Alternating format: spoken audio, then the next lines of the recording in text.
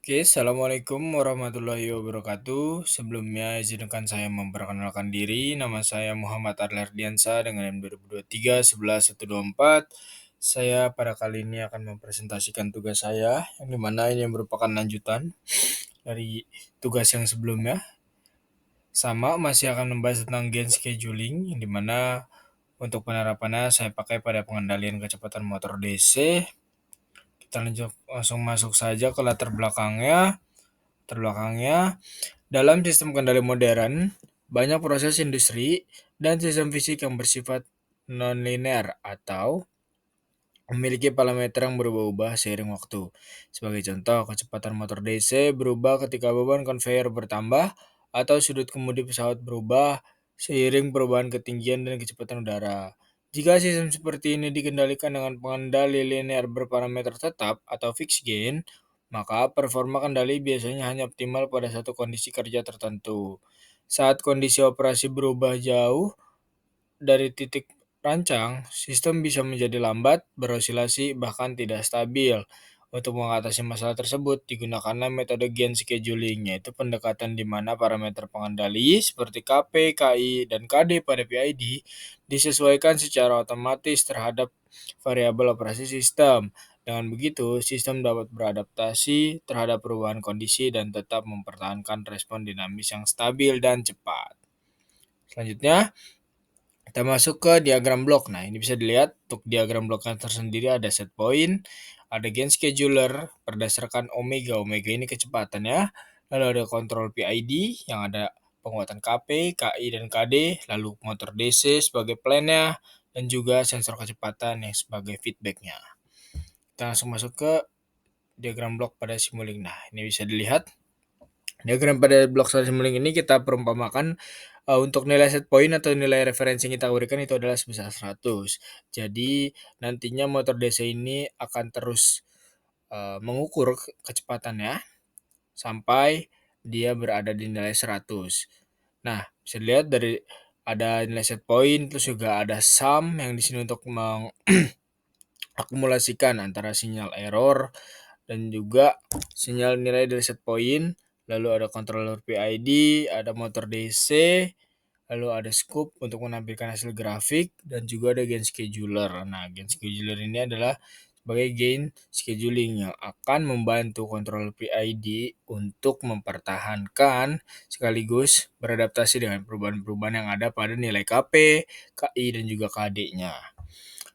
Nah, untuk cara kerjanya kurang lebih seperti itu. Untuk lebih jelasnya juga kita masuk ke prinsip kerjanya. Nah, diagram blockchain scheduling PI di motor DC pada gambar bekerja berdasarkan prinsip pengendalian umpan balik atau closed loop control, di mana sinyal set point sama dengan 100 dibandingkan dengan kecepatan keluaran motor atau feedback untuk menghasilkan error. Nilai error ini diproses oleh pengendali PID, proporsional, integral, derivatif, yang menghasilkan sinyal kontrol untuk mengatur kecepatan motor melalui blok motor DC, yang dimodelkan dalam bentuk transfer function. Blockchain scheduler berfungsi menyesuaikan nilai konstanta KP, KI, dan KD secara dinamis sesuai dengan kecepatan motor atau omega. Sehingga sistem dapat beradaptasi terhadap perubahan kondisi operasi dan tetap stabil. Jadi untuk cara kerjanya kurang lebih seperti ini. Kita langsung masuk ke hasil pengujiannya. Di sini saya akan membuat dua hasil pengujian, yaitu sebelum kita berikan nilai KP, KI, dan KD pada PID dan juga setelah kita berikan. Nah, pertama kita masuk ke sebelum diberikan nilai KP dan KI dan KD. Nah, yang dimaksud sebelum memberikan itu adalah nilai KP, KI, dan KD-nya ini masih kita berikan dalam bentuk yang sama, yaitu dalam nilai 1. Semua itu rata di nilai 1. Nah, bisa dilihat untuk nilai set point-nya seperti yang sudah dilihat di diagram Simulink ini, kan kita pakainya itu di 100 ya. Nah, tapi kenapa yang ditampilkan di sini hanya sampai 70? Artinya gini, ketika dia belum diberikan sinyal nilai KP, KI, dan KD pada PID-nya, dia itu akan bekerja secara lambat atau belum bisa bekerja secara cepat. Nah, bisa dilihat bahkan dia untuk menampilkan atau sampai pada nilai 100 itu pada dalam waktu 10 detik dia belum bisa, hanya mencapai nilai sekitar 65% atau 65 kecepatannya dalam waktu 10 detik. Nah ya, baik mari kita bandingkan ke gambar selanjutnya yang setelah diberikan nilai. Nah, nilai KP, KI, dan KD. Nah, di sini nilai KP yang diberikan itu sebesar 25, lalu nilai KI yang diberikan itu sebesar 15, lalu nilai KD itu sebesar 1. Nah, bisa dilihat perbedaannya ketika sudah diberikan nilai-nilai tersebut pada tiga parameter PID ini bisa dilihat. Nah, dia bisa memunculkan grafik yang bisa dibilang hampir sempurna karena error steady state-nya tuh udah hampir tidak ada, terus tidak ada overshoot. Bisa dilihat. Nah, dan juga dia ini dalam waktu 10 detik, dia sudah bisa mencapai nilai 100 atau nilai dari si set point-nya. Dimana yang sebelumnya belum sampai kan, ketika sebelum diberikan nilainya, tapi setelah diberikan, nah bisa dilihat perbedaannya. Oke, selanjutnya kesimpulan. Dari grafik pada scope, terlihat respon sistem yang meningkat secara cepat dari 0 hingga mendekati 100 tanpa overshoot berarti dan stabil setelah sekitar 4-5 detik. Hal ini menunjukkan bahwa tuning PID sudah baik.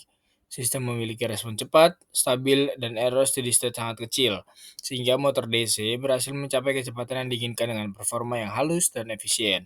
Hasil respon sistem yang ditampilkan pada scope juga menunjukkan bagaimana kecepatan motor DC berubah terhadap waktu dan berusaha mencapai nilai set point dengan cepat serta stabil. Oke, baik. Dan ini untuk yang terakhir ada referensi atau daftar pustaka yang bisa digunakan, yang saya gunakan. Bisa dilihat di sini ada dari beberapa jurnal. Baik, mungkin cukup itu yang bisa saya sampaikan. Kurang lebihnya saya mohon maaf. Assalamualaikum warahmatullahi wabarakatuh. Terima kasih.